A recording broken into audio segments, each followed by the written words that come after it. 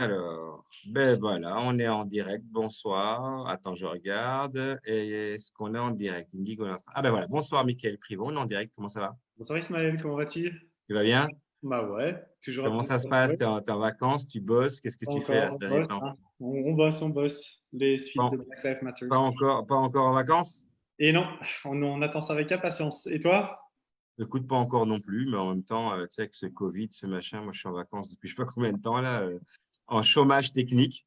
Donc je m'occupe du mieux que je peux. Alors attends, je vais essayer de lancer parce- la vidéo pour que j'ai les. Ah ben voilà, comme ça j'aurai les commentaires à côté. Je coupe le son. Voilà, je fais ça comme ça et j'aurai tous les commentaires. Attends. Voilà, super. Mon cher, alors je regarde, est-ce que je peux voir? Ah oui, je vois les gens sont en train de nous regarder. Bonsoir à toutes et à tous. J'espère que vous allez bien. Bonsoir, Mickaël Privot, je le redis encore une fois. Alors, la semaine dernière, on vous a laissé où, les amis? On vous a laissé avec Mohamed, on vous a laissé avec Mohamed qui venait d'être inspiré, voilà, de recevoir la révélation, pour parler un peu comme on dit souvent, de recevoir cette inspiration, de se dire, tiens, il y a un Dieu quelque part qui m'a choisi pour faire passer un message. On vous a expliqué un peu les sentiments contradictoires qu'ils l'ont pris à travers le Coran. On vous a montré à quel point et je pense que n'importe qui à sa place serait effrayé, à quel point ça lui a fait peur au départ, à quel point il a été complètement perturbé. On vous a parlé de Khadija, sa femme, euh, qu'elle a été à croire poussée. Alors on a dit peut-être que les références, les ancêtres, les aïeuls, la famille de Khadija ou elle-même ayant un rapport direct au christianisme, ben, on s'est dit peut-être que ceci explique cela, mais dans tous les cas, elle l'a suivi, elle l'a soutenu, ça a été vraiment la première. Je veux dire. Alors Michael, voilà, mettons-nous à sa place. Donc, cet homme, Mohamed, il a une révélation, tout se passait bien pour lui, même si sa vie a commencé un peu mal, donc orphelin, ça on l'a dit plusieurs fois et on le dira encore souvent.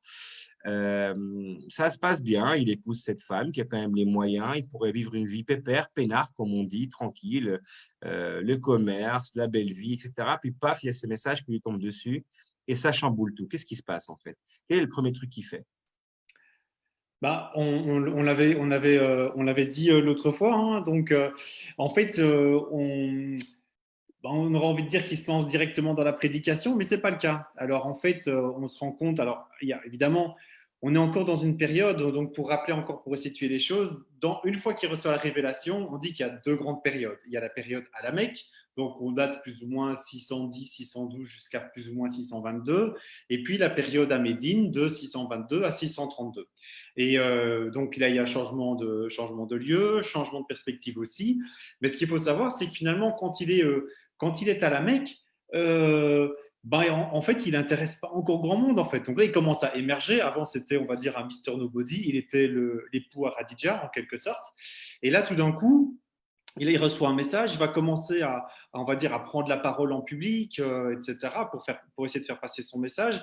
Mais en fait, ça reste encore, pour dire les choses, du regard de l'époque, ça reste un petit devin dans un bled perdu, grosso modo. D'accord. Donc, on n'est pas encore avec le Mohammed qui va devenir plus tard chef, on va dire, de Mais tribu, confédération.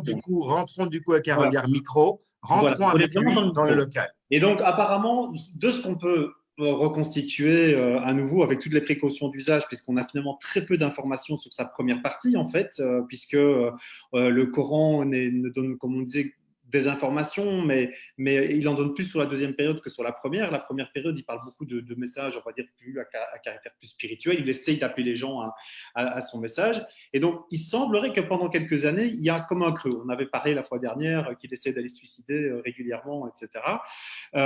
Et donc, en fait, il reçoit quelques petites sourates et probablement jusqu'à 615, là, quasi pendant 3 ans, il se passe quasi rien, en fait. D'accord. Donc, il en parle apparemment juste autour de lui. Alors, la tradition raconte qu'il y aurait son cousin Ali qui se serait converti, Abou Bakr, et puis quelques autres personnes comme ça. Donc, vraiment, en fait, il parle d'abord aux gens de son clan, hein. On rappelle qu'on est dans un monde tribal, on vit dans une famille qui s'inscrit dans un clan, qui s'inscrit dans une tribu. Et donc, il va d'abord parler aux gens qui sont finalement ses plus proches, son épouse, et puis et ses cousins, ses oncles, etc. Même là, avec un succès relativement mitigé, en fait. Donc, il y a très peu de... Je voudrais ouvrir une parenthèse par rapport à ça. Appuie sur pause 2 secondes. C'est important que tous ceux qui nous regardent, toutes ceux qui nous regardent, se rendent compte que tous ces prophètes, Jésus, prophètes, Dieu, ça dépend comment on les regarde, mais Jésus, Moïse, etc., ont toujours commencé comme ça. Ça a toujours été très local, en fait. C'est nous qui avons une vision universaliste. En fait, tous n'ont géré finalement que le petit groupe d'hommes, d'humains qui avaient autour d'eux. Oui, exactement. Et donc, oui, tout à fait. Et on voit, ben, Jésus, ça concernait quelques personnes en Judée et à Jérusalem. Moïse, Mhm. c'était son petit bled à Madiane et puis l'Égypte, Mhm. probablement. Mais à nouveau, ça reste un nombre très limité de personnes. Et ça, c'est une constante. C'est-à-dire qu'il faut toujours essayer de se remettre dans ce petit monde-là en oubliant ce que la religion est devenue. C'est vraiment la constante, ce que ce message est devenu, puisqu'après, il embrasse évidemment des civilisations entières. Et ça vaut aussi pour le coup pour l'islam. Alors, évidemment, c'est intéressant de se poser la question, mais qu'est-ce qu'il faisait de ces journées, Mohammed, en fait? Et là, on a très peu d'infos, en fait, sur le sujet. Donc, on estime que, alors la tradition nous raconte qu'il était dans des débats n'en plus finir avec les Mécois, etc. Ben, en fait, quand on regarde dans le détail, on a très peu d'histoires, en fait, on va dire de friction entre lui et les Mécois. La tradition, elle en prend essentiellement deux, et qui viennent probablement après, vers la fin, 617, 610, 20, vers ces eaux-là, quoi. Quand il est déjà dans une perspective, on va dire, il commence à les clasher un peu, on va dire ça. Mais ce qui veut dire, si on commence à réfléchir sur ce que l'histoire ne dit pas et ce que le Coran ne dit pas, ça veut dire que pendant un moment, on va dire pendant plusieurs années, ben, les premiers disciples de Mohammed, ben, ils participent au pèlerinage à côté des païens. Ils tournent autour de la Kaaba comme les autres. Ils participent à la Umrah comme les autres. Ils font des sacrifices comme les autres. Parenthèse pour les musulmans et non-musulmans qui nous regardent, les rites que nous connaissons aujourd'hui du pèlerinage, donc ça veut dire à la Kaaba, étaient des rites qui existaient avant. C'est important, c'est des rites Ah païens. ouais, bien sûr, ce sont des rites vraiment païens en fait. Et le fait d'aller par exemple entre Safa et Marwa, c'est typiquement un rite pour appeler à la pluie, parce qu'on est dans le désert et qu'il faut bien que ça tombe à un moment donné. Donc on voit qu'il y a tout un ensemble de rites, y compris le pèlerinage à Arafat, dont on parlera plus tard, sont des pèlerinages qui existent déjà et que l'islam va récupérer. Mais ce qui veut dire que pendant les premières années de la prédication, quand Mohammed parle finalement, ce qu'on avait dit la fois dernière, de son rab, de son Seigneur, mais c'est le même que les Mécois, ils parlent le même langage en fait. Donc pour eux, ils parlent tous du même Dieu. D'accord. Donc il n'y a pas de raison de se friter très fort.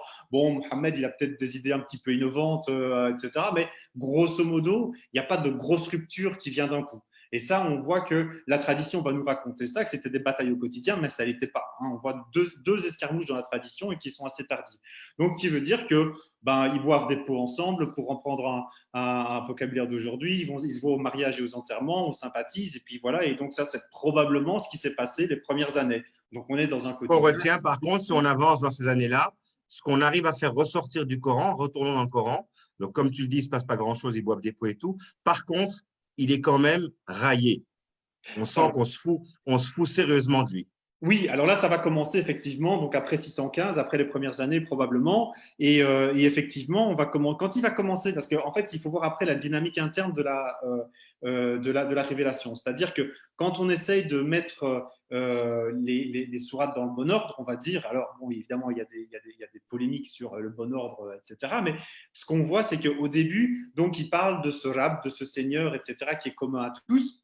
Et on voit que son message, il ne prend pas. Et donc, on dirait qu'en quelque sorte, il va commencer à pousser le bouchon de plus en plus loin, quoi, en fait. Mhm. Grosso modo, il vient dire aux Mécois, qu'est-ce qu'il leur dit, en fait? Il leur dit, mais revenez à votre rab, à votre Seigneur, vous faites vraiment n'importe quoi. Et Mohammed, ça, on le voit dès le début de la prédication, il est convaincu que la fin du monde des Mécois, elle est pour demain. Qu'ils ne sont pas dans le droit chemin, en quelque sorte, ils font un peu tout et n'importe quoi, ils prient peut-être un peu trop d'autres divinités, Allah, Tarouza, Mana, dont on avait parlé l'autre jour, et il leur dit arrêtez de déconner les gars, revenez, écoutez le droit chemin, sinon ben Dieu il va nous balayer comme il a balayé d'autres prophètes. Autre petite parenthèse, tant que tu es là, excuse-moi, je te coupe, mais c'est vraiment important. Autre parenthèse sur laquelle tu vas nous expliquer aussi. Tous les versets, toute l'eschatologie, ce qu'on appelle l'eschatologie, donc c'est-à-dire cette science, c'est ce regard sur l'après, d'accord, sur l'enfer et le paradis. Ce que peu de gens savent, c'est qu'en fait, pour Mohammed, pour le Coran, la fin du monde, c'est là, c'est maintenant. C'est pas la fin du monde, l'apocalypse qui viendra dans 10 000 ans. Mohammed est en train de leur annoncer une fin du monde qui arrive tout de suite. Ouais, ouais, mais c'est vraiment ça. Et ça, à nouveau, tu faisais le lien avec les autres prophètes précédemment, c'est exactement la même chose. Jésus, quand il parle de sa fin du monde et de la punition qui risque d'arriver, c'est pour ses disciples, c'est là maintenant. C'est-à-dire, et on verra le même phénomène quand Mohammed décède ou quand Jésus décède ou est emmené aussi suivant ses convictions, ses disciples croient que la fin du monde, c'est une question de minutes, ça va arriver, quoi. Tout va être détruit, Dieu va envoyer les anges, c'est l'apocalypse, etc. Évidemment, rien ne se passe. Mais donc, ça veut dire que le prophète lui-même, Jésus, Moïse, Mohammed et leurs disciples sont convaincus que ce qui va arriver, c'est demain et qu'il y a une urgence, on va dire, de se convertir en quelque sorte, de se ressaisir, d'entrer sur la voie droite pour éviter la perdition. Donc ça, c'est En vraiment gros, quelque chose. comme dirait un ancien président, le changement, c'est maintenant. Exactement. Comme quoi, les bonnes recettes, ça fonctionne au travers de l'histoire. Ça n'a Et pas donc, beaucoup marché pour le président en question. ouais, c'est vrai. Bah, on dira que pour lui, ça n'a pas trop marché non plus si on doit prendre ça, mais bon, voilà, ça peut être dangereux ce genre de truc. Mais pour tout ça pour dire que Donc, effectivement, il leur promet le feu, le machin, enfin le feu, le désert, il leur promet l'enfer s'il n'écoute pas parce qu'on sent qu'il ne l'écoute pas et qu'il se fout de lui. voilà. Et donc voilà, ils se foutent de lui, ils ne l'écoutent pas. Lui, qu'est-ce qu'il va commencer alors à faire? Il va aller chercher, ou en tout cas la révélation, on va dire, le message coranique, il va aller chercher d'autres éléments. Il va apporter des éléments d'abord du judaïsme et puis des éléments du christianisme, et ça va devenir de plus en plus important. Et aussi, alors, la figure du Dieu va évoluer au cours de cette période mécoise, donc sur les 10 ans, de ce petit rab au départ, et va devenir Ar-Rahman à un moment donné, pendant quelques sourates, et puis il va devenir Allah, le Dieu qui s'universalise, entre guillemets, moi j'aime pas trop ce mot-là, mais en tout cas qui commence à devenir un Dieu beaucoup plus fort et beaucoup plus À conséquent, élargir. à s'élargir, plus le Dieu de le Seigneur de la Mecque. Et donc, fatalement, plus il va commencer à monter en puissance, plus on va se foutre de sa gueule, pour le dire littéralement, et plus il va aller chercher d'autres éléments pour dire, ouais, c'est pas moi qui le dis, les autres aussi l'ont dit, regardez, les Juifs. Très important ce que tu dis pour plus tard. On va y Ouais, revenir. Donc, pendant cette période-là, comme on ne le croit pas, il est de se donner une légitimation, on va dire, il doit être légitimé. Et pour être légitimé, qu'est-ce qu'il fait? Il va invoquer les anciens prophètes, surtout un certain Moïse. Abraham viendra beaucoup plus tard, mais surtout un certain Moïse. Et donc, toute la mythologie, on va l'appeler comme ça, la mythologie, les légendes, les croyances liées au judaïsme, surtout à ce moment-là, vont ressurgir. Et donc, Mohammed, dans le Coran, devient une espèce d'alter ego de Moïse, finalement. ouais, mais de Moïse, mais pas que. Par exemple, on voit aussi Chouaïb, par exemple, qui était une figure mythique de l'Arabie, est récupéré comme prophète.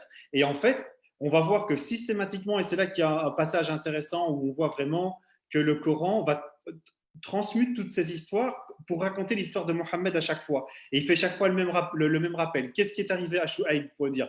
Ah ben, les dirigeants de son peuple, ils ne l'ont pas écouté, ils se sont foutus de sa gueule. Qu'est-ce qui leur est arrivé? Vent brûlant, désert, etc. Pour dire aux Mécois, ben, vous voyez, c'est la même chose. Moïse, qu'est-ce qui s'est passé? Regardez Pharaon, il s'est foutu de sa gueule, et du coup, regardez ce qui lui est arrivé. D'ailleurs, on avait fait un exercice, toi et moi, et que je Ouais. conseille à ceux qui savent lire l'arabe, en tout cas, ou même qui peuvent lire le Coran français, même si, bon, il y a énormément de pertes, mais essayez quand même. On avait fait un exercice qui m'avait fasciné, c'est qu'on avait remplacé dans les versets où Moïse ressurgissait, où Shoaib ressurgissait, ou même Abraham plus loin, on les avait tous remplacés par Mohammed. Et on s'était rendu compte de l'effet miroir, qu'en fait, en racontant l'histoire de Moïse, finalement, Moïse face à Pharaon, en fait, on racontait l'histoire de Mohammed face au clan des Quraysh, qui était riche, qui n'écoutait pas Dieu, qui en fait était imbu sur terre. Et c'est fascinant de voir, très bel exercice que je conseille à tout le monde à faire, de remplacer à chaque fois toutes ces histoires et de mettre Mohammed à la place du prophète. Et on se rend compte à quel point pendant toute la narration coranique, c'est un effet miroir d'ailleurs. J'ouvre une parenthèse ici par rapport à Moïse et aux Juifs. On vous en parlera beaucoup plus tard, mais dans cette phase de l'histoire, il idéalise les Juifs. Vraiment. N'est-ce Ouais. pas, Michael? Oui, absolument. Qu'il appelle d'ailleurs presque entièrement durant cette phase-là les Banu Israël, les fils d'Israël, qui sont les premiers à avoir reçu finalement cette révélation, qui sont un modèle pour lui et qu'il invoque tout le temps face aux Mécois pour dire mais regardez, si vous ne me croyez pas, je dis la même chose qu'eux, et c'était nos grands frères en quelque sorte. Et donc, c'est vraiment l'autorité qu'il invoque pour se justifier. Et évidemment, les Mécois continuent à se moquer de lui en lui disant mais ça, ce sont que des contes des anciens, c'est du n'importe quoi, etc. Puisque, comme je l'avais évoqué la fois dernière, effectivement, pour les Mécois, il y a différents versets qui l'indiquent, il n'y a pas pas de récit de début, pas de récit de fin, on meurt, on devient poussière, il n'y a pas d'idée de résurrection et de jugement dernier. Et donc, quand Mohammed commence à amener ces histoires, fatalement, pour eux, c'est le clash direct, en fait. Ça Ça peut. aussi, c'est très important, Michael, parce qu'on parle de Jahiliya, donc on avait parlé la dernière fois. Donc avant Mohammed, il n'y avait rien, l'obscurité, machin, le Big Bang, le chaos. Mais à partir du moment où ses contemporains disent, et c'est le Coran qui le dit tel quel, que ce que Mohammed leur raconte, c'est Asatirul Awwalin, les balivernes des anciens, on va le traduire comme ça, c'est que toutes ces histoires se trouvaient quelque part dans la mémoire collective quand même. Ah oui, oui, oui, bien sûr. Donc, même si on n'est pas sûr qu'à la Mecque, précisément, enfin, à la Mecque, on n'a aucun moyen de trouver une trace d'une communauté juive importante, mais on a expliqué l'autre fois qu'il y en avait au sud, du côté du Yémen, et puis à Médine. Des chrétiens, probablement, il y en avait, mais en tout cas, ces histoires circulent parce que ces juifs, ces chrétiens sont aussi des caravaniers, ils participent au déplacement. Et donc, il y a effectivement, comme tu dis, dans cet imaginaire collectif, il y a ces histoires qui se racontent, etc.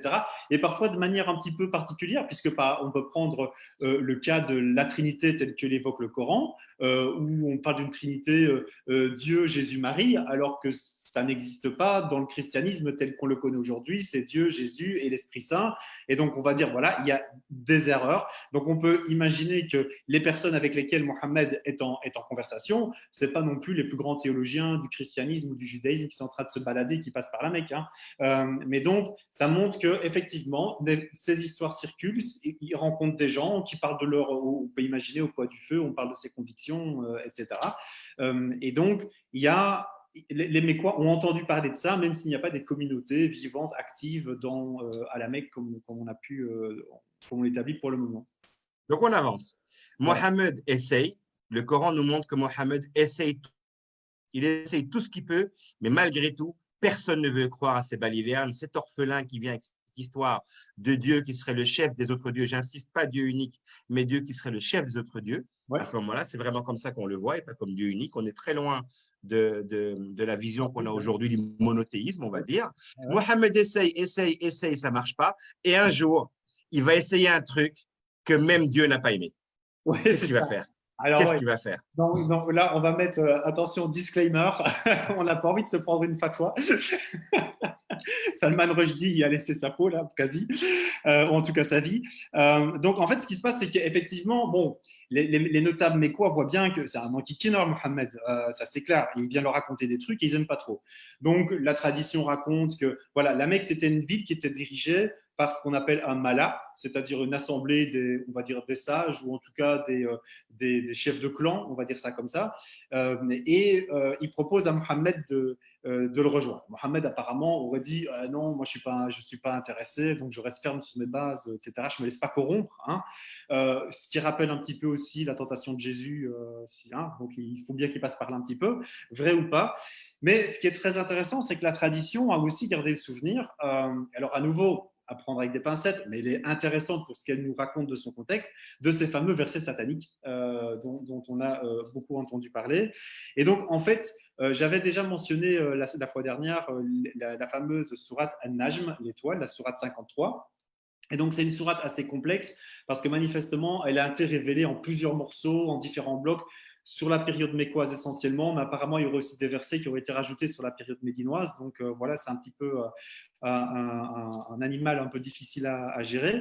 Mais en fait, on raconte, alors la tradition, on a conservé, on donne les références dans notre bouquin, que Mohammed était en train de réciter cette sourate autour de la Kaaba une fois, et probablement dans toutes ces négociations qu'il y avait, parce qu'il essayait vraiment de ramener, de discuter avec ses notables, il aurait introduit deux versets.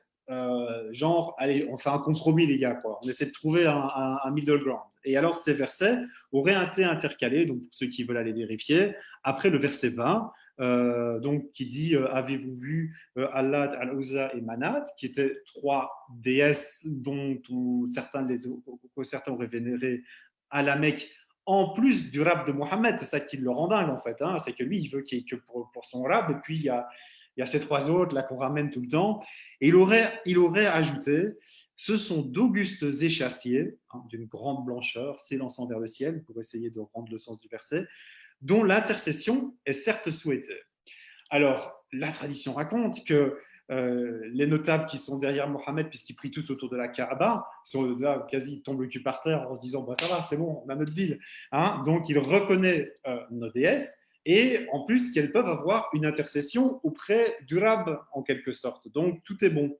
Alors là, évidemment, la tradition à nouveau commence aussi à partir un peu dans tous les sens parce que, évidemment, certains disent que ah bah, Mohamed il est un peu perturbé de ce qu'il a sorti comme truc, manifestement il n'a pas l'air à l'aise, mais ça dure suffisamment longtemps pour que soi-disant on ait cherché en Abyssinie, on y reviendra, donc en Éthiopie, des disciples qui étaient partis et qui leur disent allez ça va, revenez les gars. Ce qui, s'ils l'ont fait, ça prend plusieurs mois de voyage, donc c'est quand même, ça a duré pendant un moment. D'autres versions nous disent ah, du coup après quelques heures là, ça ne va plus. Il y a Gabriel qui intervient, mais on a expliqué la fois dernière que bon, Gabriel, c'était un peu foireux comme histoire, et qui vient rectifier les versets, qu'il les efface. Il n'y a pas d'intercession. Et puis après, la sourate reprend à partir du verset 23 actuel, qui dit « Et ce ne sont pas des anges, pourquoi vous leur donnez des noms de femmes aux anges, etc. » Alors, pour résumer, pour que tout le monde comprenne bien, Mohammed n'est écouté par personne. Ils sont en train de prier à la Mecque, à la Kaaba, donc devant le grand cube noir. Alors, il était différent à l'époque, mais imaginez ce grand cube noir. Et comme tu l'as si bien dit, tout le monde prie là. Païen, pas païen. On ne peut même pas parler de païen parce que l'islam n'existe même pas encore à l'époque. Donc, ils prient tout cela. Et Mohammed, quelles que soient les raisons, dans un verset, invoque les déesses des autres en disant que c'est voilà, des grands chassiers qui peuvent intercéder auprès du Dieu de Mohammed. Et donc, les autres l'entendent et se disent, ben, le mec nous reconnaît, il reconnaît nos déesses. Et donc, c'est une manière de faire la paix. Ouais. Et bien entendu, un peu plus tard, ce verset est corrigé, etc. Alors, on a deux visions des choses. On a la vision de la tradition, qui n'arrive pas à gérer ça. J'ai dit, c'est pas possible. Il ne peut pas avoir fait ça. Il ne peut pas avoir. Si il a fait ça, c'est que Dieu ne lui parle pas en direct. Il y a un problème, tu vois. Ouais. Donc, la tradition, c'est pour ça qu'on les a appelés les versets sataniques. Donc, ça n'a rien à voir avec un bouquin de Salman Rushdie, finalement. C'était un peu le nom qu'on leur avait donné à l'époque parce que, justement, on considérait que, en fait, ces versets-là auraient été insufflés à Mohammed par le diable qui se passait par Gabriel. Mohammed entend ça, il répète. Gabriel se rend compte de la supercherie. Merde, il vient en courant, dit oh stop, tu viens de dire une grosse connerie. On change, on efface. Alors ils effacent le truc. Mohammed, par la magie justement de Gabriel et de Dieu, oublie ces versets et ils sont remplacés par le verset qu'on retrouve aujourd'hui, où là il défonce la gueule à Allah, le Mana et le Za directement. Ça c'est la version officielle que vous pouvez retrouver dans tous les livres de la tradition. Si on gratte un peu, moi j'en avais beaucoup parlé avec Jacqueline Chabi à l'époque et avec toi, on peut avoir une version plus humaine qui ne rend pas Mohammed moins prophète, qui ne le rend pas moins inspiré par Dieu, mais qui le rend pour moi plus humain. C'est qu'à un moment donné, quand on fatigue, on finit par essayer de faire des concessions.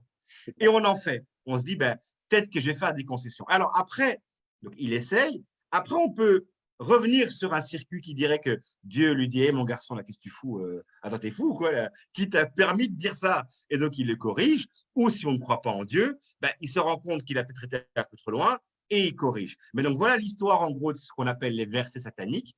Et de ce moment, c'est important. C'est très important à retenir, parce que c'est un moment pivot aussi, qui nous permet à nous de vous parler d'un certain voyage en Abyssinie. C'est quoi ce voyage, Michael Privot? Alors voilà.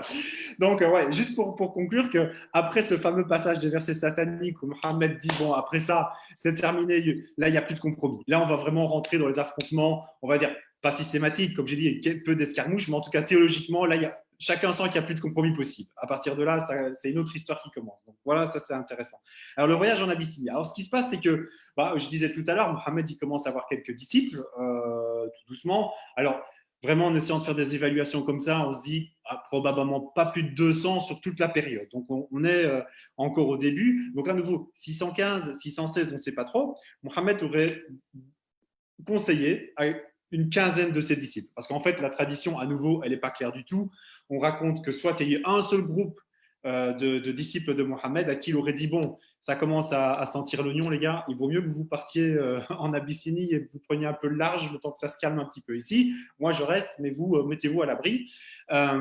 Et donc, voilà, 15 personnes seraient parties, groupe d'hommes-femmes, Ce qui est intéressant, c'est que c'est tous des gens des clans plutôt fortunés, déjà, donc des Habshams et des Banu Makhzoum, pour ceux qui veulent dans les détails, pas d'esclaves. Alors, il y a d'autres personnes qui étaient dans d'autres clans, comme les Time, etc., qui ne partent pas. Donc, voilà, c'est intéressant de noter ça aussi. Je vais après voir ce qu'on peut en faire. Et puis après, comme je dis, voilà, ces personnes seraient parties. Et puis, quand il y a eu ces fameux versets sataniques, là, eh ben, elles seraient revenues. Et puis, quand elles arrivent à la Mecque, elles entendent qu'il y a eu un revirement de situation. Et du coup, elles seraient reparties à nouveau en Abyssinie et en prenant plus ou moins 80 personnes en plus qui, après le revirement de Mohammed… Alors, deux choses. Avant que tu m'expliques, je veux que tu m'expliques les kilomètres qu'il y a Ouais, ouais, entre la Mecque et l'Abyssinie, etc. Je voudrais juste dire un petit truc, c'est qu'il leur a dit de partir là-bas parce qu'il y avait un empereur chrétien qui allait les protéger. ouais. Ouais, d'accord. Alors, ça sent un peu le prêtre nestorien, là, parce que déjà dans le Coran, il n'y a aucune trace de ce voyage, d'accord? Il n'y a aucune trace dans le Coran. Alors, c'est quand même un voyage hyper important. Les gars, ils font des allers-retours en Concorde. Tu vois, ils partent, ils reviennent, première classe, ils arrivent en 3 jours, ils repartent. Il y a un empereur, alors je me rappelle du film à l'époque, le film Le Message, il y a un empereur qui leur dit, entre vous et nous, il n'y a pas plus que cette ligne, chez moi, rentrez, on a la totale. Ouais. Le Coran, mais pas un mot là-dessus. Ce voyage hyper important, pas un mot. Ouais. La tradition, elle, elle brode. On a des kilomètres de brodage. Même la couleur des 13 rastas de l'empereur d'Abyssinie, là, qui s'appelait Habasha, je ne sais plus comment il s'appelait, là. Il s'appelait comment? Le Négus, c'est ça. Ouais, mais en arabe. Donc, le Négus d'Abyssinie, on a un détail. Et en fait, on sent que la tradition, quels que soient ceux qui étaient derrière, avait envie de dire, mais vous savez quand Mohammed était dans la merde, dans la grosse merde, vous savez qui c'est qui l'a aidé? C'était nous. Tu vois. Donc, on sent un peu les prêtres nestoriens derrière. Mais revenons donc, du coup, je ferme la parenthèse, comment on fait pour aller de la Mecque en Ouais. Abyssinie? Ouais, ben alors là, c'est ça qui permet de mettre vraiment en doute. Alors, on voit déjà la confusion des récits, ça n'aide pas déjà à se dire que les choses étaient très très claires. Mais effectivement, quand on commence à regarder, et c'est pour citer à nouveau Jacqueline Chablis que tu disais tout à l'heure, qui nous encourage toujours à aller voir sur le terrain ce que c'est le réel géographique, c'est qu'effectivement, il y a plus de 800 kilomètres, je dirais, à vol d'oiseau entre la Mecque et puis l'Abyssinie, donc qui est de l'autre côté de la mer Rouge. Et l'Éthiopie aujourd'hui, hein. Qui est l'Éthiopie aujourd'hui. Et on croit souvent qu'il suffisait de prendre un petit bateau, là, comme ça, sa petite voile, et puis on traverse ça comme ça. Or, en fait, ce qu'il faut savoir, c'est que la navigation dans la mer Rouge est d'une très grande complexité à cause des vents, à cause des courants, et qu'en fait, pendant très longtemps, il y avait juste les Gréco-Égyptiens, si je puis dire, qui étaient capables de naviguer cette mer-là. Donc, du côté de la Mecque, et en admettant même qu'il y avait un petit bassin, on va dire un petit port avec 3 petits bateaux pour aller chercher les sardines, si je puis dire, à Jeddah, à 80 km Il n'y avait pas de port pour le commerce international qui justifiait de bateaux et de navigateurs capables de faire cette traversée qui était extrêmement complexe, extrêmement difficile. Donc, ce qui voulait dire que dans le meilleur des cas, si vraiment ce voyage a eu lieu, ils n'allaient pas jusqu'à Jeddah pour prendre le bateau avec leur petit sac à dos et c'était facile, comme tu dis, en 3 jours on y était.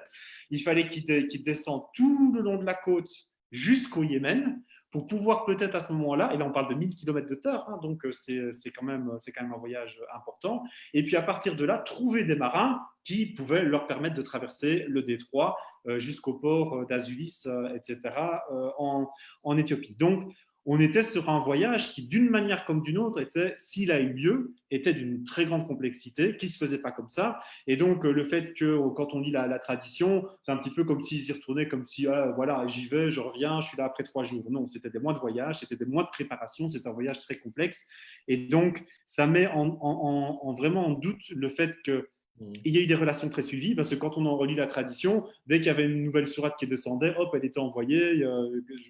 Voilà, il n'y avait pas non plus le voyage de pigeon, quoi, hein. C'est pas Alors, ce voyage ne change pas grand-chose pour notre histoire, bon, à part ce côté un peu ouais. intéressant à raconter. Et une question avant qu'on continue. Marie-France demande, alors elle demande, la Kaaba existait avant l'islam, donc elle ne le savait pas. Que représente-t-elle? Je pensais que c'était le tombeau de Mohammed. Donc la Kaaba, bien entendu, n'est pas le tombeau de Mohammed, et elle existait, n'est-ce pas, Michael, bien avant l'islam. Ouais, c'est ça. Parce qu'en fait, la Kaaba, c'était l'espace délimité qui était vraiment, on va dire, en quelque sorte, réservé au divin, au Seigneur de ce lieu, le Rab dont je parle depuis tout à l'heure, dont on pensait même qu'en fait, il habitait littéralement dans ce qu'on appelle la pierre noire, hein, qui est encore sertie aujourd'hui, enfin, ce qu'il en reste est encore sertie dans un angle de la Kaaba. Et donc, c'était ce qu'on appelle la pierre noire un bétil, c'est-à-dire une pierre à laquelle on rendait un culte, puisque le Seigneur, la divinité, était censé habiter dans D'ailleurs, Bethil qui vient de l'hébreu Beit El, en fait, voilà, finalement, qui est la demeure de Dieu. Voilà, la maison, exactement. Et donc, la Kaaba existe alors probablement, définitivement pas sous la forme qu'elle est aujourd'hui. C'est très difficile de la reconstituer. On travaille dessus. Voilà, mais en tout cas, voilà, on sait qu'il y avait un petit édifice plus ou moins cubique de pierre avec la pierre noire sertie dans un angle qui était un lieu autour duquel les polythéistes, ou en tout cas comment on dit, les monolâtres situationnels, puisque normalement ils n'adoraient qu'un seul Dieu à cet endroit-là, autour duquel ils tournaient, comme on le voit encore aujourd'hui finalement. Hein, le sens n'a pas changé, ce qui a changé c'est la temporalité du culte, mais l'essentiel était déjà là. Et donc en fait ce qui se passait c'est que le culte qui était rendu par les païens ou les polythéistes, c'était probablement un culte solaire, puisqu'en fait, on est dans cette région extrêmement rude, extrêmement aride. Le soleil est une divinité négative, féminine, qui fait mourir, hein, puisqu'avec ses rayons du soleil, elle fait tout brûler. Et donc, le fait que le pèlerinage est en cycle contraste solaire, hein, dans le sens contraire du soleil, c'était l'idée d'essayer de se protéger de cette divinité pour qu'elle ne punisse pas, elle ne fasse pas mourir tout le monde autour d'elle. Et on lui offrait des sacrifices d'animaux, bien entendu, puisque ce qui deviendra après le sacrifice du mouton aujourd'hui, où on échangeait, très typiquement dans le monde ancien, le sang de l'animal contre l'espoir d'avoir de la pluie à un moment donné. Donc on était dans ce monde, on va dire ce qu'on appelle de la pensée magique, du don contre don, avec les éléments naturels. Et donc voilà, ils prient tous autour, ils font les mêmes sacrifices, hein, donc c'était quelque chose d'assez commun. Mais donc, alors non, Marie-France, il n'a pas dit Ra, il a dit Rab. Rab. Oui, Ra, parce qu'elle pense que c'est Ra. Ra, c'est chez les Égyptiens, c'était un peu avant. Rab, en arabe, Seigneur. Rab, Rab, R-A-B-B, si tu veux. Voilà. Alors, ça nous amène quelque part, Michael. Donc, on arrive tout doucement à la fin, au dernier tiers de notre causerie. Donc, voilà, on a parlé un peu de cette période qu'on ne connaît pas trop, mais avant d'arriver la semaine prochaine à l'Égir, donc au moment où il est expulsé, au moment où il part, qui quand même est un moment pivot dans l'histoire de Mohammed, dans l'histoire de ce qu'on va appeler l'islam plus tard, c'est vraiment un moment pivot. Il y a un autre moment pivot dans cette première partie de sa prédication, où il n'est pas encore cette espèce de seigneur un peu guerrier qu'on va voir plus tard, de ce chef politique, de ce chef de société, on va dire. Il est encore Mohammed, petit prophète qui essaie d'être écouté et que personne n'écoute. Il est encore à cette position-là. Il va lui arriver un élément qui va, d'une certaine manière, lui créer beaucoup de problèmes avec ceux qui ne croyaient déjà pas en lui. Cet élément s'appelle le voyage nocturne. Est-ce que tu peux m'en parler, Michael? Ouais. Je vais t'en dire un mot, mais juste pour conclure la période abyssinienne, parce que tout à l'heure tu parlais des Nestoriens, ça on les avait vus pour le coup, avant avec les voyages d'annonciation de Mohammed, et là ici c'est vraiment l'idée de la fonction de ce récit, c'est vraiment de faire en sorte que les autres chrétiens, les monophysites, c'est une autre branche du christianisme, accueillent aussi Mohammed, et à nouveau cette idée d'une religion externe qui valide l'islam en disant ouais, c'est bien, on fait partie du même groupe, etc. Donc voilà, je conclus ça. Et on vous laisse faire votre opinion sur est-ce que c'était possible ou pas de faire ce voyage. On donne des sources, voilà, allez voir par vous-même. Mais en tout cas, c'est peut-être pas aussi évident qu'il n'y paraît. Alors, la question, voilà, ce fameux voyage nocturne. Alors là, c'est un fameux morceau, évidemment. Alors, je vais remettre un petit peu de contexte sur cette histoire. Parce qu'en fait, on raconte que lors de ce fameux voyage nocturne, c'est ce que la tradition va dire, et avant de rentrer un petit peu dedans, c'est au cours de ce voyage nocturne que Mohammed a reçu la mission de Dieu d'ordonner aux musulmans de commencer à prier 5 fois par jour, comme ils le font aujourd'hui, en tout cas pour le sunnisme en ce qui le concerne. Et donc, c'est un événement fondateur, on va dire. Voilà. Donc, c'est hyper important. C'est là que Mohammed a appris les 5 prières, et depuis, tous les musulmans ont pris 5 prières. Alors, raconte-le-nous comme la tradition le raconte d'abord. Mais avant, je voudrais juste dire quand même sur les prières. Parce qu'en fait, ce qu'on voit apparaître dans le Coran parle effectivement qu'il y avait une salat du temps de la Mecque, hein, dans les premières années. Salat qui veut dire prière en français. La prière. Enfin, qui ne veut pas dire que ça. Ouais. Une des traductions de salat, une des définitions voudrait dire prière. Et donc, en fait, il faut savoir que le terme, il vient de l'araméen, ce n'est pas un terme arabe. Et donc, on sait que les Juifs dans le Yémen l'utilisaient pour désigner leur prière aussi, que les païens, y compris à la Mecque, l'utilisaient pour leur prière aussi, ou en tout cas les actes qu'ils faisaient. On voit ça dans le verset 8-35, par exemple, où le Coran se paye leurs pommes en disant « Ouais, votre salade, elle ressemble à des sifflements et des claquements de mains, genre dire vous faites n'importe quoi ». Et donc, on voit que c'était probablement le même terme qui était utilisé. Mais à cette époque, en fait, il n'y a que 2 temps de prière. Donc, en fait, on prie à l'aube, on va dire comme ça, et on prie après ce qui est aujourd'hui le coucher du soleil, avant qu'il fasse vraiment nuit noire. Donc, c'est les 2 temps que le Coran dit. Donc, en fait, on faisait ça là qu'à ce moment-là. En D'accord? fait, c'est les extrémités du jour ou de la nuit, on va dire. De la nuit. Parce que ça, c'est De la aussi nuit. important, c'est que pour que beaucoup de musulmans comprennent, comme je disais tout à l'heure, que le soleil est un astre maléfique, en vérité, on voit que l'essentiel des cycles de prière dans la première période, ils se font pendant la nuit, quand le soleil n'est pas là, parce qu'on ne va pas adresser une prière à un astre maléfique, ça ne tient pas la route. D'accord? Donc là, c'est vraiment important de voir ça. Et par contre, la lune, c'est l'astre positif, et la lumière de la divinité est assimilée à la lumière de la lune, etc. Dans Elle l'image. permet de compter les jours, elle permet de voir pendant la nuit. Finalement, quand on voit les prémices de ce qu'on va appeler l'islam, c'est vraiment une croyance du désert. C'est-à-dire que c'est vraiment cet astre-là. Il faut vraiment vous imaginer à la place de ces gens-là. Vous êtes dans un désert. Ce qui va vous aider, ce n'est pas le soleil dans l'absolu. Alors que nous, pour ceux qui vivent en Belgique ou en Europe occidentale, franchement, il pleut tellement que le soleil, vous l'adorez. Mais pour eux, le soleil était effectivement un astre maléfique. Et la lune, Ouais. donc Nour d'ailleurs en arabe, c'est la lumière lunaire. Ce n'est pas Oui. la lumière du soleil, en fait. Non. C'est la lune, l'astre fondateur, l'astre le plus important et le plus bénéfique. Continuons. Exactement. D'ailleurs, quand vous lisez le Coran et chaque fois que vous voyez le mot Nour, il faut penser lumière de la lune, pas la lumière du soleil. Il faut complètement se déshabituer de cette lecture aussi. Mais toujours est-il que d'après le Coran et quand on voit l'ordonnancement des sourates, etc., la prière, on va dire 3 prières avec astre qui va être ajouté, c'est à Médine. Donc, on est loin des 5 prières et de ce que je vais vous raconter. Juste pour dire ça, quand on regarde le Coran, voici ce qu'il nous dit. Et puis après, on a ce que nous raconte la tradition, ce fameux voyage nocturne. Donc, qu'est-ce qui se passe? Parenthèse avant que tu commences, on l'avait déjà dit lors du premier épisode et de l'épisode méthodo, on le redit. Dans le Coran, alors, ça ne veut pas dire que je ne prie pas 5 fois par jour, mais dans le Coran, il n'y a pas 5 prières par jour. Il y a 2 prières aux extrémités de la nuit, comme a dit Michael, et à un moment donné, il y a un verset qui va dire Hafidu ani salatul wusta. Donc, on va parler d'une espèce de prière de milieu, c'est ça, hein, tu me corriges, de milieu de la journée. Donc, à un moment donné, dans le Coran, si on l'analyse, si on devait se baser que là-dessus, on aurait finalement, au final, 3 prières. Voilà. Donc, qu'est-ce qui fait qu'on en a 5? Voilà. Et alors, donc, ce qui se passe, c'est qu'on se retrouve vers 620, 622. Ça se passe avant l'Hégire. La tradition raconte 18 mois. Donc, voilà. Donc, entre 620 et 622. Il y a 2 moments. El Isra, qui veut dire un voyage nocturne, et qui est le nom d'une sourate, la 17e, qui, soi-disant, est censée en parler, et le Mi'raj, ça veut dire l'élévation, en fait, et donc, où Mohammed aurait été ascensionné, on va dire ça comme ça, auprès de Dieu. Alors, ce qui est intéressant, c'est que le récit standard que la plupart des musulmans croient aujourd'hui, c'est de dire, voilà, Mohammed est à la Mecque, autour de la Kaaba, il s'endort, et puis il y a Gabriel qui lui a réveillé. Gabriel lui apparaît et il vient avec un animal fantastique qui s'appelle Al-Burak.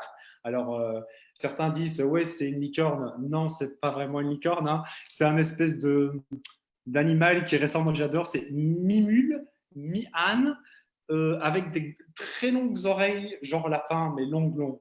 Voilà. Donc, c'est pas franchement un truc qui nous ferait kiffer aujourd'hui, mais voilà. Bah, à l'époque, c'était trop de Mais la pour l'époque, c'était classe. On va être honnête. Voilà. Et donc, Gabriel lui dit, monte, il l'emmène jusqu'à Jérusalem, au pied on va dire, du temple, en fait, aujourd'hui. Et puis là, qu'est-ce qui se passe? Mohammed va avoir une élévation et il va traverser les 7 cieux. Il va rencontrer à chaque fois un prophète, donc, je ne sais pas, Adam au premier cieux, etc., jusqu'au 7e ciel, et puis après, on va rajouter des détails, mais je vous les passe. Et puis à un moment donné, le dernier prophète, je pense que c'est Moïse qui lui dit bah, écoute, avance, là moi je ne peux pas aller plus loin que ça, et tu vas voir qui tu vas voir. Et donc là, Mohammed va rencontrer Dieu derrière un voile, il ne le verra pas vraiment. Mais Non, d'après la tradition, c'était Gabriel qui disait ça. C'était Gabriel parce qu'il arrivait au jujubier de la ah limite, ouais, voilà. Ouais, Sirat al-Muntaha, une ouais. espèce d'arbre, un jujubier, je n'avais jamais vu de ma vie, mais un jujubier de la limite, où Gabriel lui dit, toi tu es invité, moi pas, moi si je passe le jujubier, je suis brûlé, toi pas, donc vas-y. Et donc en gros, c'est pour dire que Mohammed a été là où même les anges ne vont pas. Alors, juste pour dire, on se rappelle que le jujubier de la limite, c'était celui auprès de quel Mohammed avait vu son Seigneur la fois dernière dans la sourate. Exactement, ouais. Donc tu vois, il y a des liens quand même, il y a des liens. Carrément, ils sont marrés. Et donc là, et alors, dans la tradition, donc Dieu dirait à Mohammed, bon, ben voilà, je te confirme dans ta mission, tu retournes auprès des tiens, tu leur dis 50 prières quotidiennes. Ça, alors il dit, ok, d'accord. Il retourne, Moïse lui dit, il t'a dit quoi, Dieu? Et Mohammed dit, bah, il m'a dit de dire à ma communauté qu'il devait prier 50 prières par jour. Moïse lui dit, mais ça va pas la tête ou quoi? Il faut que tu retournes, il faut que tu diminues ça, c'est juste un truc impossible. Et donc Mohammed retourne, et alors, bon, 45, et puis 40, et chaque fois Moïse lui dit, allez, retourne, retourne, jusqu'à temps qu'il arrive à 5. Et là, Moïse lui dit, mais non, mais attends, 5, c'est encore trop, retourne. Et là, Mohammed dit, non, écoute, là, j'abuse, je ne vais pas le faire. Et donc, il redescend évidemment tous les cieux. Gabriel J'ouvre une page. Super important. Après, tu reprends Moïse. À chaque fois que j'ai analysé beaucoup de hadiths, donc sur ce voyage, un truc que je trouve très intéressant. Alors, ça, je prends pour moi, je prends la responsabilité de ce que je vais dire tout seul. C'est qu'en fait, ce que Moïse lui dit dans beaucoup de hadiths, c'est il t'a dit combien de prières, ton Seigneur? Il avait dit, je crois, 50, c'est ça, hein, 50 prières. Et puis Moïse lui dit, il dit pas, c'est trop. Il lui dit, non, non, non, non, non, moi je regarde les miens, oui, ils m'ont rendu dingue, ils vont jamais t'écouter. Retourne chez lui et dis-lui qu'il diminue. Et donc, on sous-entend, c'est foncièrement antisémite, hein, on sous-entend que c'est le prophète des Juifs, finalement, qui lui dit, alors je les connais les merdeux là, je les connais, ils vont jamais t'écouter, moi ils m'ont rendu dingue. Moi je suis monté 5 minutes, ils ont commencé à adorer un veau d'or. Et toi tu remontes. Et donc effectivement, je me dis, il y a un petit lien, tu vois, il y a une petite quenelle là, on va dire, tu vois, placée en Schleich pour les Juifs et hop, on leur retape dessus. Mais en gros, et je te rejoins pour que tu puisses continuer. Donc, en gros, Moïse lui dit, non, 50 prières, ils ne vont jamais le faire. Donc, Mohammed monte et il négocie avec Dieu. Je vous rappelle que Mohammed vit au milieu des Arabes qui sont quand même un peuple de négociants. Donc, on se retrouve avec la négociation. Il négocie avec Dieu. Non 45, non 40. Il fait plein d'allers-retours et c'est Moïse qui le renvoie. Et même quand il en a eu 5, Moïse lui dit, ils ne les feront jamais. Et là, Mohammed lui dit, moi, je ne peux pas, je suis hyper gêné, là, tu m'as humilié devant Dieu. Donc, moi, j'en fais 5, sachant que Dieu lui dit, ils en prieront 5, mais ça aura la valeur de 50. 50. Voilà.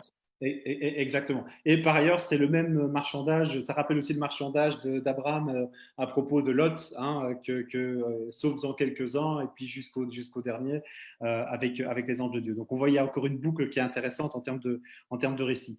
Donc, ça, c'est, on va dire. Donc, il redescend. Il redescend, et puis on le ramène gentiment à la Mecque sur Borak.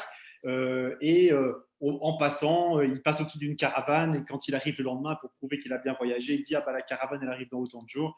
Il va dire, ah ouais, comment tu sais ça? Bah, je suis passé au-dessus, donc preuve de son voyage. Alors, c'est très important parce que ça va nous permettre de parler de Jérusalem et de la mosquée de Jérusalem. Ouais. Toujours d'après la tradition, il fait une prière à cet endroit-là avec tous les prophètes derrière lui. C'est ça. Ouais, ça aussi, c'est une boucle qu'on a dans le récit. Mais donc, on va dire qu'aujourd'hui, c'est le récit standard que les musulmans et les musulmanes reçoivent, et donc que beaucoup croient dur comme fer. Et ce qu'il faut savoir aussi, c'est que beaucoup pensent que c'est un vrai voyage, que Mohammed s'est déplacé physiquement de la Mecque à Jérusalem avant de monter. Ouais, ça permet de te répondre en même temps à la question d'Adnan qui dit, est-ce que la monture du prophète Al-Borak a-t-elle vraiment existé? C'est pas à nous de répondre. Bah, si je puis dire, vu la tranche de la monture, je pense que je vous laisse faire votre conclusion vous-même. Voilà. Bon, aujourd'hui, on a les Pokémon, mais bon, quand même. Non, je pense qu'il faut être. Ce qu'il faut vraiment savoir, c'est que, pour le dire d'une manière un petit peu plus, on va dire, je ne vais pas dire académique, c'est qu'en fait, ce type de monture-là, ça ne correspond pas du tout à l'imaginaire des gens de Mohammed. Ça n'existe pas, ce genre de créature dans cet espace-là.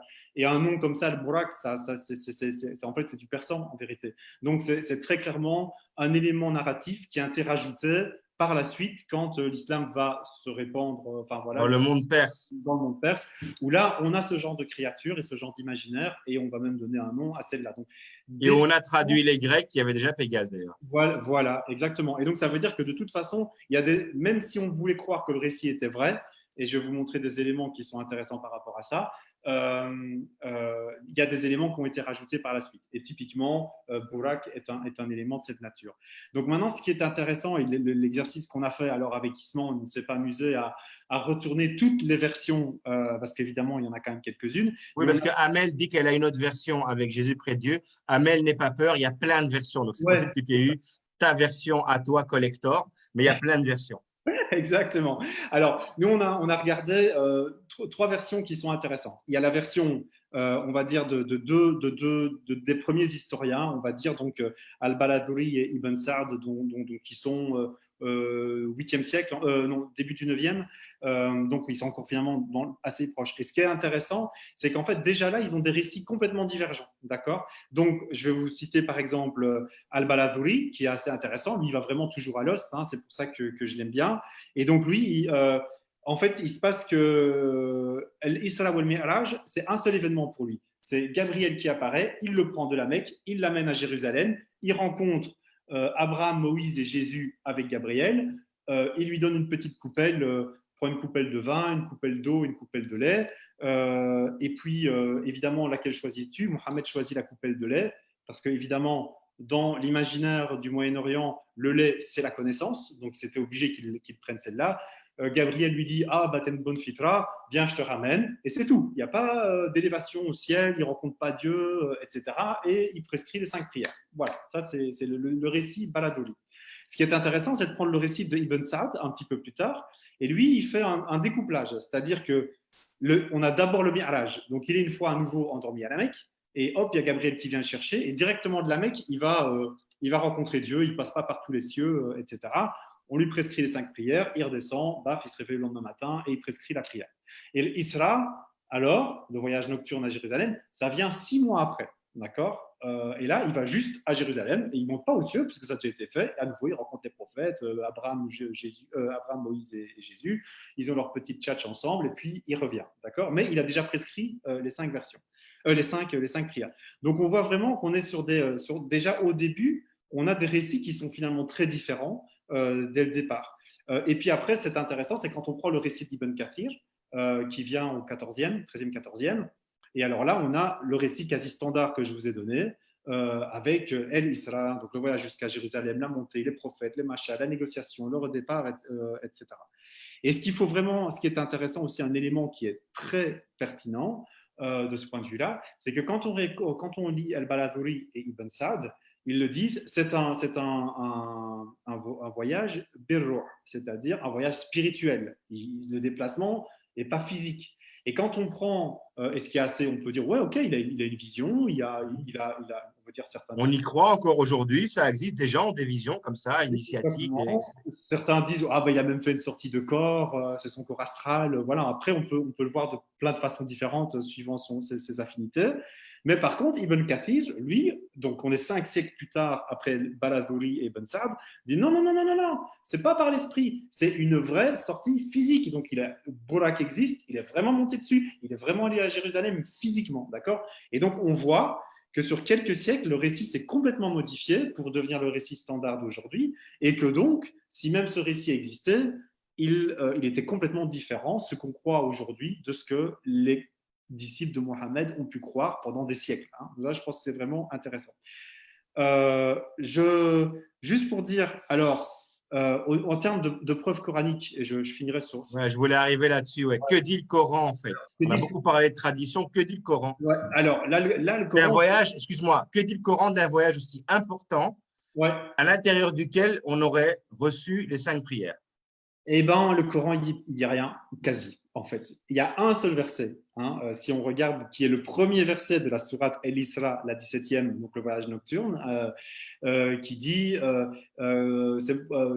louange à celui, à ce serviteur qui a voyagé de nuit du lieu de prière le plus béni ou sacré jusqu'au lieu de prière le plus lointain. Voilà, un verset. Et donc, en fait, toute l'exégèse s'est construite sur cette seule et unique… une phrase. Voilà. Où on ne parle pas de Mohammed, où on ne parle pas de la Mecque et où on ne parle pas de Jérusalem. D'accord? On dit Al-Masjid al-Haram, on dit ah bah oui, c'est la Mecque. Al-Masjid al-Aqsa, ah bah ça veut dire c'est Jérusalem. Alors qu'en fait, ce qui est vraiment très intéressant, alors après, il y a trois petits versets, deux versets supplémentaires qui sont. Masjid al-Aqsa, pour les arabophones qui vont croire qu'on parle de l'Aqsa Jérusalem, l'Aqsa en arabe, c'est la mosquée, enfin le lieu de prière lointain. Lointain. Voilà, c'est et donc, propre. On est d'accord. Pourrait être Jérusalem si on regarde à partir de la mer. Bon, soit, c'est une interprétation. Mais ce qui est vraiment intéressant, c'est que il y a deux autres petits versets qu'on cite et qui sont vraiment aussi tordus que celui-là pour essayer de faire dire qu'effectivement il s'agit bien du prophète et que c'est bien à ce voyage-là que la tradition fait référence. Mais en fait, on est dans ce qu'on appelle une convention herméneutique, c'est-à-dire une convention d'interprétation. On estime que dans ce verset-là, le mot abd qui est utilisé, ça veut dire Mohammed, alors qu'il n'y a rien qui le dit. Et ce qui est intéressant, c'est que le verset 2 et puis la suite, il parle de Moïse. Donc en fait, on pourrait tout à fait considérer, sans tordre le texte d'aucune manière, que El Abd dont il est question, c'est pas Mohammed, c'est Moïse. Et du coup, l'Isra, ça ne concerne plus Mohammed, ça concerne Moïse. Sachant que Moïse, en plus, dans son histoire, a fait un grand voyage d'un certain lieu vers un lieu de prosternation lointain. Exactement. Et donc, on pourrait tout à fait comprendre que toute cette sourate ne concerne pas du tout Mohammed, mais ça concerne Moïse, et c'est très cohérent en même temps. Oui, mais ça laisse évidemment tout ce beau récit qui a été inventé sans aucune justification coranique, et donc on a besoin de ça. Maintenant, ce qui est vraiment très intéressant pour venir alors sur le sujet du récit lui-même, si on commence à regarder vraiment à nouveau les fonctions du récit, qu'est-ce qu'il nous dit? En fait, ce récit-là, c'est un récit d'initiation. Et ce qui est très intéressant, c'est qu'on a trouvé un certain nombre, on va dire, de points d'ancrage avec ce qu'on retrouve dans les récits d'initiation chamanique, par exemple.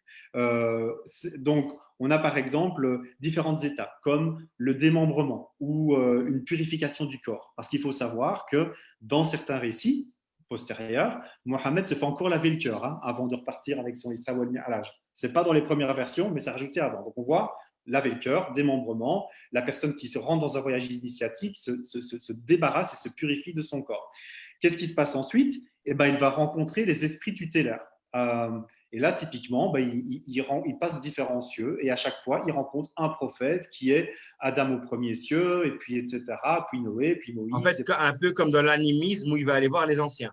Exactement, c'est ça, c'est les esprits tutélaires. Il rencontre les anciens qui vont l'aider dans son chemin, le faire cheminer, jusqu'à ce qu'il rencontre alors la divinité, et qui va lui donner une mission bien particulière. Et ça, c'est typique des récits d'initiation aussi dans le chamanisme. Et ici, dans ce cas-ci, c'est les 5 prières qu'il doit amener à sa communauté. D'accord? Donc, si on le voit comme ça, on se dit, c'est pas un récit qui est très cohérent à nouveau avec le monde. Il pourrait avoir certaines cohérences avec le monde dans lequel il vit, mais il y a quand même pas mal de problèmes là-dessus. Mais ça fait sens s'il a été produit par une culture postérieure. Typiquement dans le monde persan, par exemple, ou ailleurs, où là, il y a des présences, il y a des connexions avec une culture chamanique, et définitivement dans le monde turc, c'est encore plus loin, mais en tout cas, c'est dans un monde déjà plus proche de ce genre de choses. Et ce qui est vraiment très intéressant, et je finis alors avec le lien avec ce que on disait tout à l'heure sur le Coran, qui, quand on le regarde à la lettre, ne prescrit finalement que 3 temps de prière. Justement, je te coupe tout de suite parce qu'il y a 2 questions, tu pourras y répondre en même temps. Ouais. Quid du tapis de prière, et le Coran ne parle pas aussi de la façon de faire nos ablutions et la façon de prier? Oui, exactement. Et donc ça, je vais y répondre tout de suite. C'est-à-dire que le Coran, les ablutions, il parle juste de ceux qui se purifient, etc. Mais ça veut dire que en fait, les gens savaient comment faire. Donc, ça veut dire que c'était la même chose que probablement les païens, pour dire ça. Donc, on récupère la même chose. Donc, comme tout le monde sait de quoi on parle, le Coran, il n'y a pas besoin de le spécifier puisque c'est une évidence pour tout le monde. Et quand il parle de cette salat, c'est vraiment intéressant. C'est-à-dire que dans la mémoire de la communauté qui est en train de se constituer après le décès de Mohammed, ou même après le décès de Mohammed, on n'a pas de mémoire du moment où on a commencé à prier 5 prières par jour. C'est ça que ça veut dire. Et donc, on a dû à un moment donné construire un récit onirique, c'est-à-dire qui se passe dans les rêves. Et je vous avais expliqué que dans la tradition, il faut toujours des témoins. Il a voyagé avec un tel, il a voyagé avec un tel, pour dire « Ah, c'est vrai, il y avait quelqu'un qui l'a vu ». Et là, c'est un événement fondamental s'il a vraiment existé, et là, aucun témoin. Et du coup, on se rappelle l'histoire de la caravane que j'ai montée, il passe au-dessus, il la voit, etc. Mais à nouveau, voilà, il n'y a pas de témoin direct. Et donc, en fait, la prescription du rituel finalement le plus important de l'islam, les 5 prières par jour, est un non-événement, en fait. C'est-à-dire qu'on ne sait pas quand ça a eu lieu. Il n'y a aucune mémoire collective et on est obligé de se créer un récit qui va l'ancrer quelque part dans une histoire où personne ne peut voir ce qui s'est passé, puisque de toute façon, avant les gires, avant qu'il parte à Médine, il n'y avait quasi personne autour de lui. D'accord. C'est quand même un super beau tour de passe-passe, je trouve. Mais c'est vraiment intéressant. Donc moi, je prends ça comme ça en disant, bah voilà, on peut avoir une approche historique sur ce fait-là et se dire, ben voilà, on ne sait pas quand on a commencé avec les prières, on a eu besoin de se construire un récit. C'est un récit d'initiation et c'est super intéressant. On voit qu'il a évolué, donc il ne faut pas prendre non plus tout ce qu'on nous donne pour argent comptant parce qu'au cours de l'histoire, il y a eu plein de versions différentes et que des gens ont cru des histoires différentes. Et donc voilà, ça peut à chacun de se l'approprier comme on veut, mais voilà, et de trouver les enseignements qu'on peut voir de cela. Quant au tapis de prière, Alors, deux choses. T'as fini? ouais, les tapis de prière, le tapis de prière, il vient bien après parce qu'en fait, Ouais. voilà, on priait, la terre est propre, hein, le Coran le dit elle-même, donc on n'avait pas besoin de tapis à cette époque-là, en fait. Et puis les tapis, comme on dit souvent, on parle de tapis d'Orient, on sait d'où ils viennent, Ouais, voilà. finalement. Donc, c'est très perçant, les tapis. Donc, voilà. Alors, deux choses importantes pour moi avant de clôturer. La première, c'est que je sais que ce genre de discours, même si on le fait avec beaucoup d'humour et beaucoup de bienveillance, bouscule complètement. On le sait, on est passé par là. Donc, ça vous bouscule, surtout un fait aussi fort que la prière. Alors, ça n'a pas changé notre manière de faire. Moi, par exemple, c'est la seule manière que je connaisse, donc je prie toujours de la même manière qu'avant. Ça ne change rien, je considère faire de mal à personne, tant que j'emmerde personne, et que c'est une bonne manière pour moi d'aller vers la spiritualité. J'ai continué à le faire de la même manière. Par contre, ce qui est important pour moi, et pour tout le monde, c'est de me dire, ben, si je n'avais pas envie de le faire comme ça, ce ne serait pas grave. C'est ça qui est important. C'est pas de dire il faut arrêter de le faire. C'est de dire si tu ne le fais pas comme on t'a appris à le faire, ce n'est pas grave. Parce que si tu plonges un peu dans l'histoire, tu te rends compte que on ne sait pas dans l'absolu. Et donc, ce n'est pas grave. Ça, c'est vraiment le premier élément, c'est de dire voilà, ça n'a pas changé nos manières de fonctionner, mais ce n'est pas grave de ne pas le faire dans ce sens-là. C'est ça que ça veut dire. Le deuxième élément qui pour moi est très important, et c'est un travail qu'on a fait avec Mickaël de A à Z. On n'a pas arrêté, puisque là, on clôture la première partie. La semaine prochaine, on parlera de l'égir, qui, comme je vous l'ai dit, l'égir, donc en français, on va la traduire par le renvoi. Moi, je préfère ce mot-là. Le renvoi, il a été renvoyé de la Mecque, et c'est vraiment le moment pivot de ce qu'on va appeler l'islam plus tard et de l'histoire de Mohammed, où vous allez voir, c'est presque un autre personnage. On va presque devoir faire le deuil de ce premier Mohammed-là qui ne va plus être le même, en fait, à partir de l'égir. Mais donc, avant d'arriver à l'égir, j'aimerais vous dire une chose à toutes et tous, et ceux qui verront aussi en replay. Ce qui est très important pour nous, c'est de vous expliquer que jusqu'au bout, vous allez voir, Mohammed n'a jamais été en rupture. Il n'a jamais été en rupture avec quoi que ce soit, ni en rupture avec les croyances précédentes, où en fait, il les a invoquées, il les a ramenées. Et d'ailleurs, vous verrez plus tard que même la tradition n'arrive pas à être en rupture, parce qu'on a besoin de ramener les anciens pour témoigner. Mohammed n'a jamais été en rupture avec même les croyances païennes de l'époque, qui ont été réutilisées finalement, qui ont été recyclées. Mohammed était un des premiers écolos, qui ont été recyclés pour justement ce qu'on va appeler l'islam plus tard. Toutes les pratiques que vous voyez autour de la Kaaba pendant le pèlerinage sont des pratiques déjà existantes. Et même l'égorgement de l'animal, on vous l'expliquera plus tard, on a essayé de lier à Abraham, etc., était déjà là par le passé. Mohammed n'a jamais été en rupture. Il n'a jamais eu comme but d'être en rupture. Le but qu'il a toujours eu, c'est que les siens arrivent à croire en ce qu'il dit. Et moins on croyait en lui, plus il devait aller, et on a parlé de dynamique de la révélation, et à un moment donné, ça a eu cet effet qu'on a appelé énergie nucléaire. Pourquoi je vous dis ça? Parce qu'aujourd'hui, beaucoup de croyants, musulmans, pratiquants, pensent qu'il faut être dans la rupture, pensent que croire, être musulman, être pratiquant, c'est être dans la rupture totale de ce qu'il y a autour. Eh bien, sachez que cet homme, si vous croyez en lui, si c'est celui en qui vous avez décidé de croire et en Dieu qui lui aurait parlé, lui n'a jamais été dans la rupture. Les règles qu'il a trouvées devant lui sont celles qu'il a mises en pratique. Certaines ont été un peu adaptées, mais de manière générale, corrige-moi si je me trompe, Michael, Mohammed n'a jamais été en rupture avec ses croyances, avec ses traditions. Il les a, on va utiliser un terme anachronique, islamisées, c'est-à-dire qu'il a récupéré ce qui existait, il l'a un peu recyclé et il en a fait cette nouvelle voie, mais jamais l'islam n'a été en rupture. On parlera plus tard de sa fille qui est restée mariée avec ce qu'on va appeler un polythéiste, je mets des guillemets, et elle est restée mariée avec lui et il a ramené sa fille chez lui à la maison. Il n'a pas eu d'autre choix. Jamais il n'a été en rupture. Donc la rupture n'a jamais été le moteur de cette Mm. foi, de cette croyance qu'on appelle l'islam. Jamais. Ouais. Oui, il a toujours essayé de faire des liens, d'aller chercher les gens, etc. Il y avait des oppositions, évidemment, avec des gens qui lui voulaient un peu lui faire la peau, on va dire ça comme ça. Bon, voilà. Mais même avec eux, il s'est réconcilié. On le verra par la suite. On parlera de son pire ennemi, en Ouais, fait, qui finalement est devenu le fondateur de l'islam. Mais on parlera de son pire ennemi. Donc, jamais il n'a été dans la rupture. Je pense que sa plus grande tristesse pendant la première partie de sa vie, c'est que justement que les siens n'ont pas voulu croire en ouais, lui et que son plus gros combat, ça a été jusqu'au bout. Je veux pas tuer les miens. Je veux que les miens croient en moi, en fait. c'est Je veux ça. vraiment qu'ils croient en moi. Je veux vraiment qu'il y ait ça. Et donc, j'insiste là-dessus parce que c'est vraiment un travail qu'on fait avec Mickaël depuis des années. Et je pense que c'est important pour musulmans, non-musulmans, d'avoir ça en tête. Jamais cet homme n'a été dans la rupture. La rupture n'est pas un pilier, n'est pas Mm. le fondement de L'islam. ce qu'on va appeler l'islam. Exactement. C'est une très belle Alors, conclusion. la semaine prochaine, on va parler de quoi? On va parler de l'égir, donc Ouais. de l'éviction, l'éjection, le rejet, le renvoi, appelons ça comme on veut.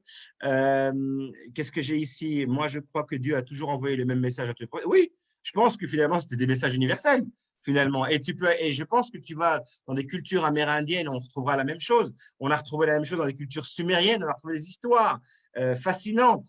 Hein, d'histoires qui ressemblent à celles de Moïse, etc. Quand on voit un peu Bouddha, on retrouve un peu finalement le même parcours. Un peu. Donc, ce sont des histoires universelles, libres à chacun d'y croire ou pas. Et on demande est-ce que de tout temps, il y a eu des sacrifices ou des offrandes animales? Je pense que oui, Michael. Mm. Oui, oui, tout à fait.